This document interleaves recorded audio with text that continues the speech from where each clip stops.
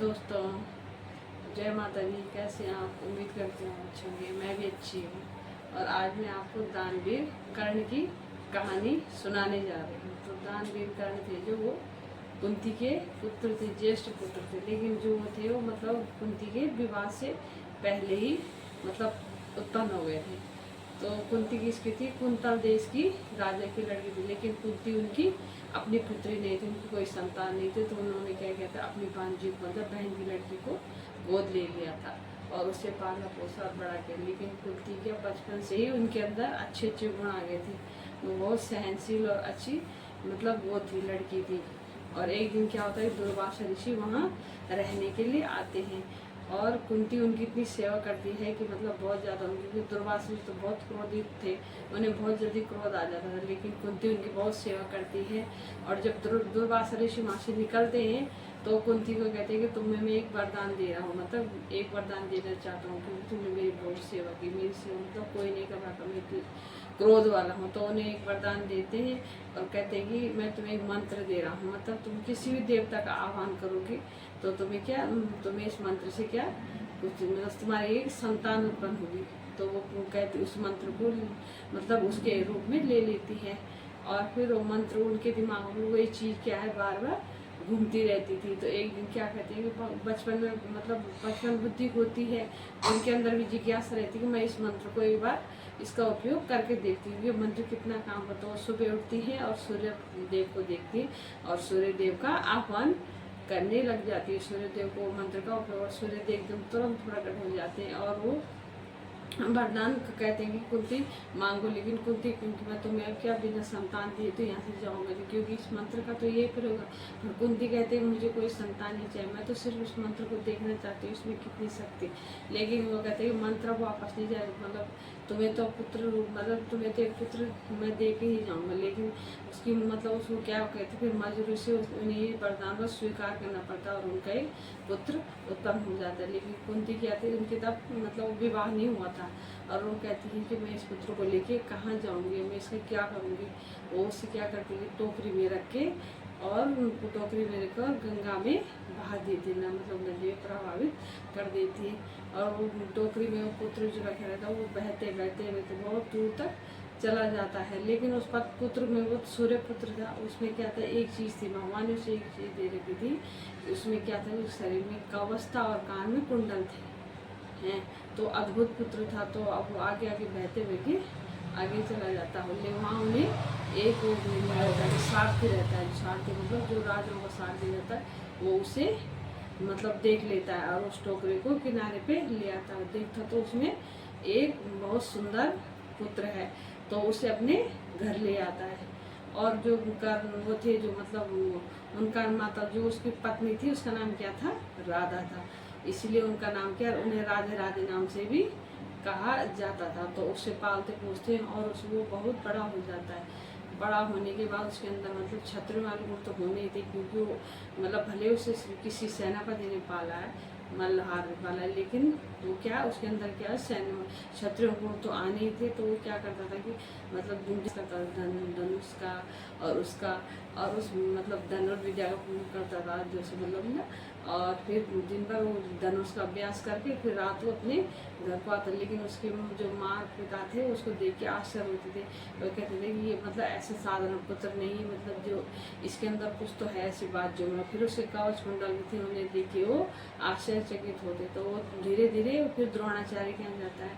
द्रोणाचार्य कहते हैं कि मुझे भी क्या धनुर्विद्या सिखा दो। लेकिन द्रोणाचार्य क्या करते हैं कि उसे धनुर्विद्या सिखाने के लिए मना करते। वो कहते हैं मैं सिर्फ क्षत्रियों को ही और ब्राह्मणों के बच्चों को ही धनुर्विद्या सिखाता हूँ। मैं क्या हूँ कि सूतपुत्र को धनुर्विद्या, सूतपुत्र का मतलब होता है कि मतलब किसी जो रथ हाँकने वाले का लड़का उसको मैं धनुर्विद्या नहीं से, तो वहाँ से उसे लौटा देते हैं। तो उसके बाद क्या होता है, खुद ही धनुर्विद्या की शिक्षा फिर से लेने लग जाते हैं। उसके बाद वो सोचते हैं कि मैं क्यों ना मैं किसके पास परशुराम के पास धनुष विद्या सीखने चला जाऊँ, क्योंकि परशुराम को इस चीज़ की बहुत जानकारी थी और परशुराम के बराबर मतलब धनुष विद्या में कोई निपुण नहीं था। और फिर वो क्या करते कि धीरे धीरे वहाँ चले जाते हैं।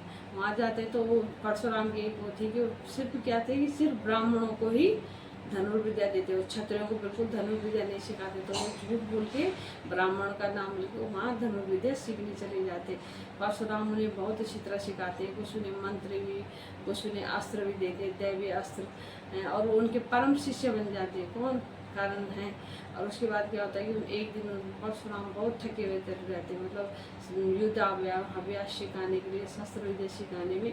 फिर वो कहते हैं कि जाओ पुत्र, मतलब मेरी वो छाल ले आओ जिसके ऊपर वो लेट दे। तो कहते हैं कि मैं वो क्या ना, आप मेरी गोदी में ही लेट जाओ। तो उनके गोद में ही लेट जाते हैं। लेट क्या कि वहाँ एक बिच्छू आ जाता है। बिच्छू क्या करता है कि करण उनको काटने लग जाता है, लेकिन तब तक करण उस बिच्छू को अपने हाथ में ले लेता है, लेकिन उनकी नींद को खराब नहीं होने देता, मतलब उन्हें सोने देता है। फिर जब खड़े होते हैं देखते हैं तो पूरे रक्त बहा रहता है, उनको खून बह रहा है। वो कहता है कि इतना रक्त कहाँ से गया। तो वो कहता है करण कि मेरे हाथों बिच्छू ने काट लेता, लेकिन वो बिच्छू को तुम्हारी तकलीफ पहुँचे थे गुरुदेव, क्योंकि मैं चाहता था कि तुम्हारी नींद में विघ्न हो।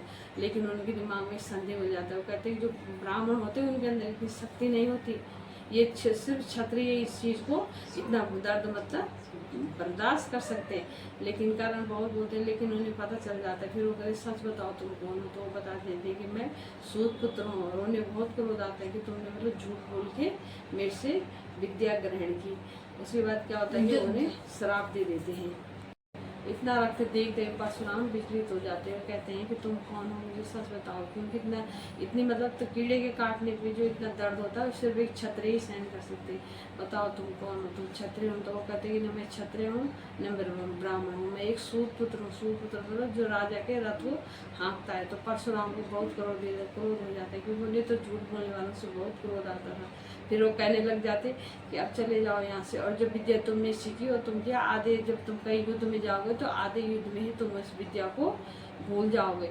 उसके बाद करण बहुत दुखी हो जाते हैं, जंगलों में भटकते हैं कई दिन तक। तो एक दिन उन्हें किसी शब्द किसी चीज़ को मतलब आवाज़ सुनाई देती। तो वो क्या करते हैं कि बाण को, वो तो धनुर्विद्या में निपुण हो गए थे, तो उस बाण को फेंक देते हैं, और बाण किसी गाय को लग जाता है। और वो गाय किसकी रहती है, एक ऋषि की गाय रहती है। और वो ऋषि वहाँ आता है, ऋषि उन्हें क्या होता है श्राप दे देता है। वो कहता है कि जब तुम कभी युद्ध में जाओगे, युद्ध भूमि में जाओगे, तुम्हारे रथ का पहिया अगर खराब हो जाएगा, रथ धंस जाएगा पृथ्वी में, तो तुम क्या उस मतलब तुम क्या इसके बाद उस रथ को निकाल नहीं पाओगे और धनुर्विद्या को दोबारा उसका प्रयोग नहीं कर पाओगे। 2 श्राप उन्हें मिल जाते हैं। लेकिन वो बहुत दुखी हो जाते हैं। दुखी होकर फिर अपने घर लौट आते हैं। अपनी माँ राधा को सब कहानी सुनाते हैं। और उनका नाम राधे इसीलिए कहा गया क्योंकि जो उनकी मतलब जो उनको पालने वाली माँ थी उसका नाम राधा था, इसलिए उनको राधे कहा जाता था। उसके बाद वो कहते हैं कि मैं अपनी धनुर्विद्या का प्रयोग किया ऐसी जगह करूँगा जहाँ उसको देखने वाले कुछ लोग और मेरी प्रशंसा करें। तो क्या करते हैं कि एक बार क्या होता है कि द्रौपदी कहते हैं कि मैं भी वहाँ अपना वो दिखाऊंगा मतलब।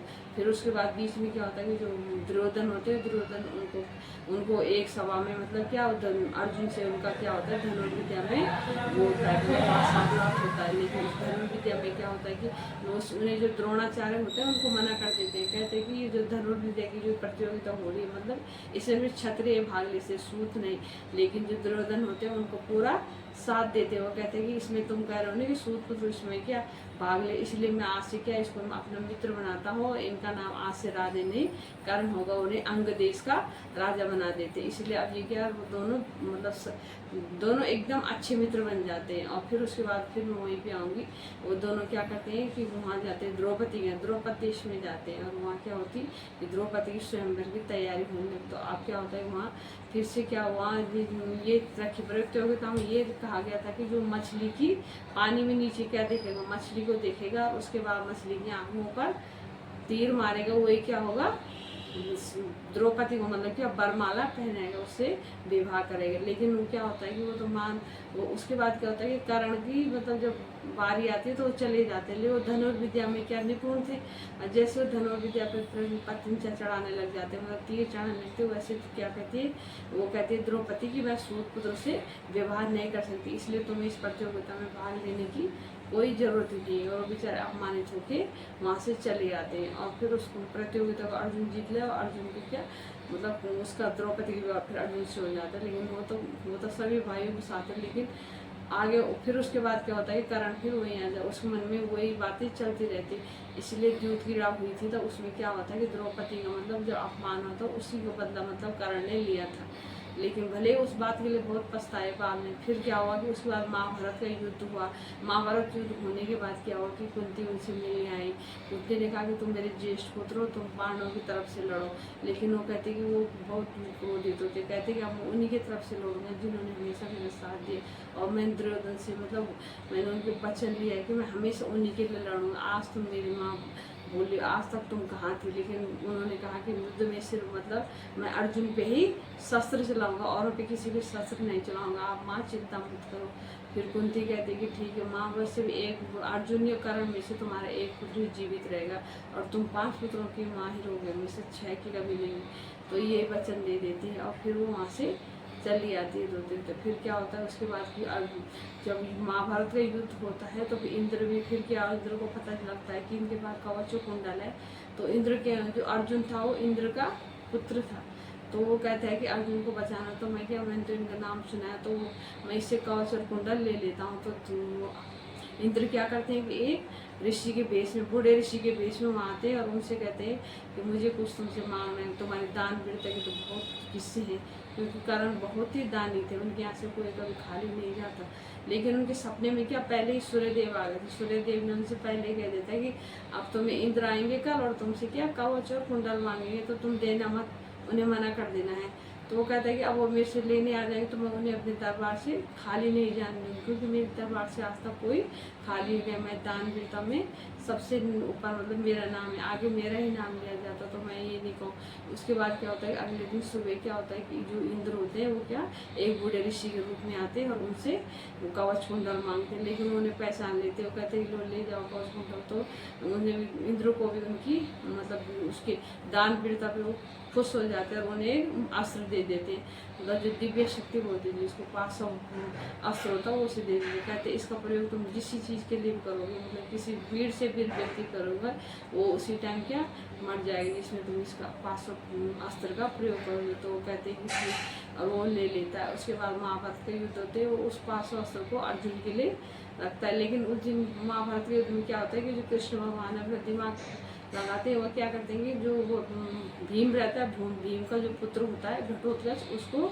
युद्ध में बुलाते हैं और घटोत्कच क्या करते हैं कि सारी सेना कौरवों की मारने लग जाता कुछ। तो उसके बाद दुर्योधन कहता है कि मित्र पहले तुम्हें अब इसको मारना पड़ेगा, इसे तो कोई नहीं मार पाएगा, तुम ही मार पाओगे। तो उनके लिए उन्होंने ये जो अस्त्र था वो अर्जुन के लिए संभाल के रखा था, लेकिन उन्होंने क्या कि मजबूरी से फिर वो अस्त्र किस पे, घटोत्कच पे मतलब उसको घटोत्कच को मारने के लिए उसका उपयोग करना पड़ता है और घटोत्कच वहीं पे मर जाता है और उस पास वो अस्त्र भी खत्म। उसकी शक्ति एक ही बार यूज होनी थी, बार बार तो होनी नहीं थी, इसीलिए ये अस्त्र भी खत्म हो जाता है। और लास्ट में क्या होता है कि एक दिन जब वो दिन आता है जब कर्ण क्या युद्ध भूमि में आता है और वो अपनी विद्या जब युद्ध करता रहता तो अपनी विद्या भूल जाता था। उन्हें तो शराब मिलाई था और जो पास वो अस्त्र रहते उन्होंने दे रखे, किसने, परशुराम ने। वो 5 अस्त्र भी क्या होता है कि वो उन 5 वर्ष का वो प्रयोग ही नहीं कर पाता, वो भी भूल जाता है, क्योंकि उनके जो मंत्र थे ना भूल जाता है, क्योंकि परशुराम ने